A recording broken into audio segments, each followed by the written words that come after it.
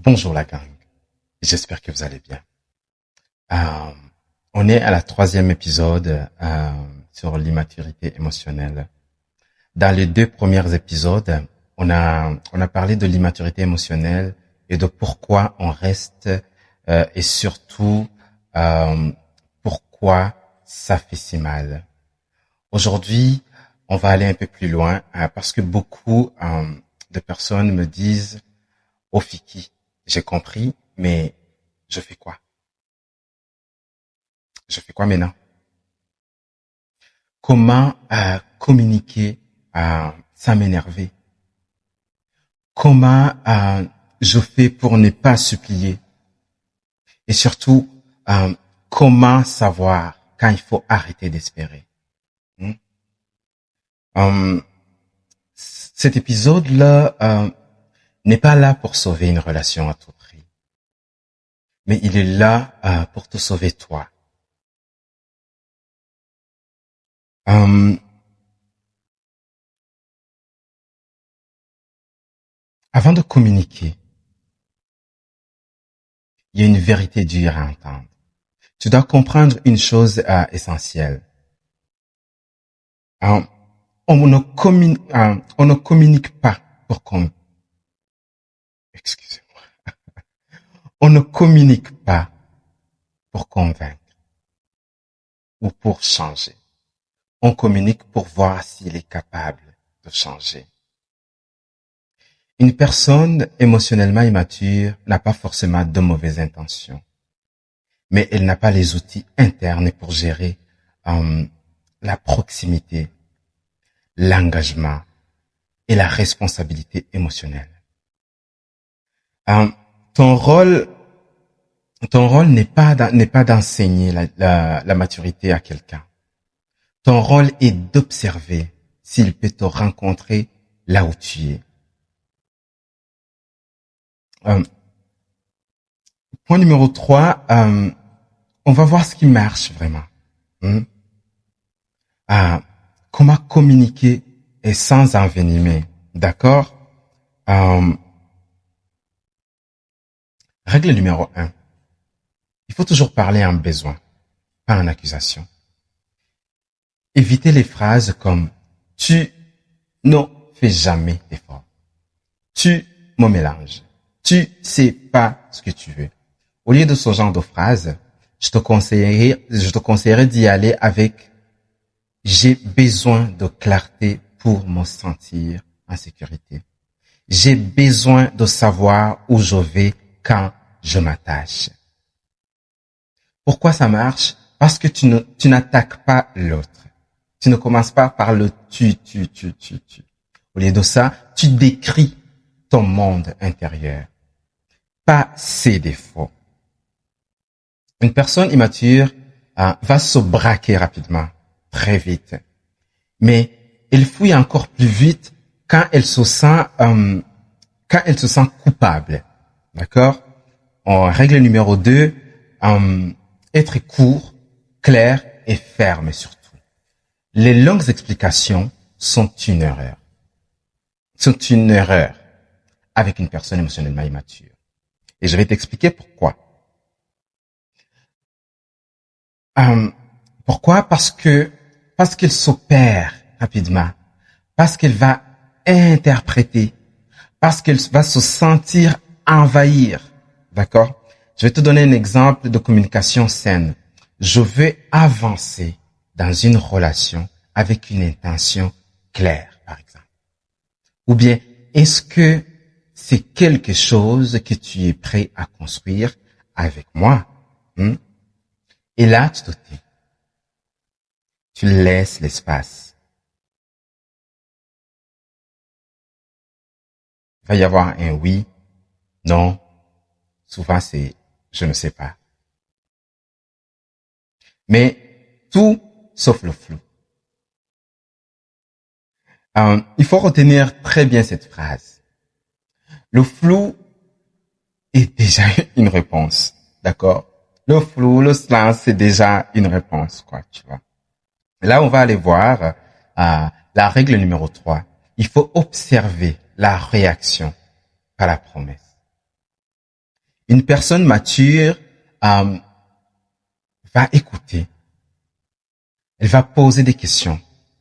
Elle va proposer un moment pour réfléchir. Et elle revient avec quelque chose de concret. Mais une personne immature va éviter. Elle va changer de sujet. Elle va te faire de l'humour. Elle te rassure sans rien proposer. Puis elle disparaît et revient. C'est le même pattern, tu vois. Et ce n'est pas ce qu'il dit qui compte, mais c'est ce qu'il fait après la discussion. Et qu'est-ce qui ne marche pas? Et qui te fait perdre ta dignité? C'est quelque chose à éviter. C'est des phrases à éviter absolument. Il y a supplier, il y a réexpliquer ton importance, espérer qu'il change avec le temps, rester disponible et sans engagement, continuer si vous étiez en couple le sexe quand la relation te fait mal. Plus tu donnes sans cadre, plus l'immature se sent en contrôle. L'amour sans limite devient une permission de ne pas évoluer, guys. Pose une seule question, pas 10. Est-ce que tu proposes concrètement, qu'est-ce que tu proposes concrètement pour qu'on avance? Et tu verras qu'une réponse mature contient une action, un délai et une intention claire. Une réponse immature ressemble à « je ne sais pas, laisse le temps, on verra, j'ai peur de te perdre, je ne suis pas prêt, mais je tiens à toi ». Aimer sans proposer, ce n'est pas être prêt. D'accord? Et là, on va voir quand partir. Les signes qui ne mentent jamais.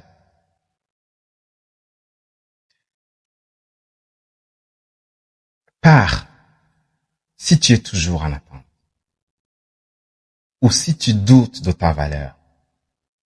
Tu fais plus d'efforts que l'autre. Tu es anxieux, confus, épuisé. Et que rien ne change, malgré tes tentatives claires.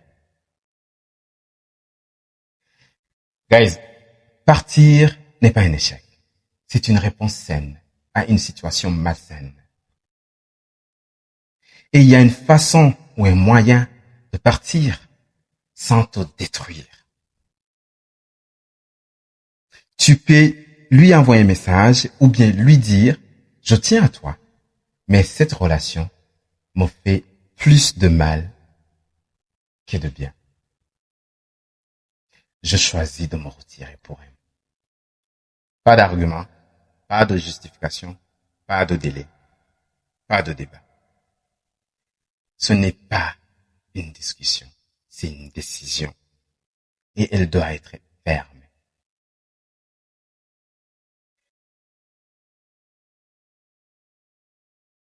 Je rajouterai aussi, après ça, il faut prendre une distance réelle.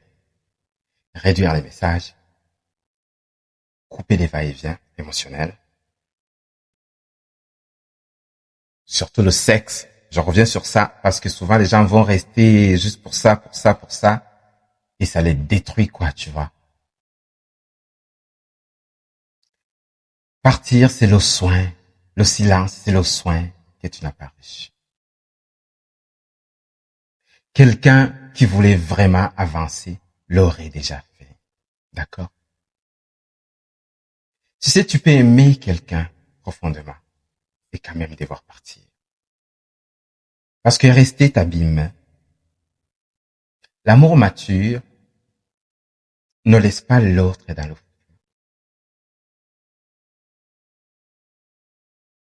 Pour vrai. Tu sais, se choisir, ce n'est pas abandonner c'est arrêter de s'abandonner soi-même. Et c'est important de comprendre la valeur qu'on a, de comprendre la place qu'on occupe dans la vie des autres. Je peux parler sans arrêter. J'adore tellement parler de ça. J'adore tellement parler du développement personnel. Wow. Alors, avant de finir, dans le prochain épisode, on parlera de comment se reconstruire après une relation émotionnellement immature. Et surtout, comment ne plus retomber dans le même schéma. Pour ceux qui me connaissent pas, je suis Fiki. Si tu n'es pas encore abonné, s'il te plaît, abonne-toi pour ne pas manquer nos prochaines vidéos. Je t'envoie beaucoup d'amour.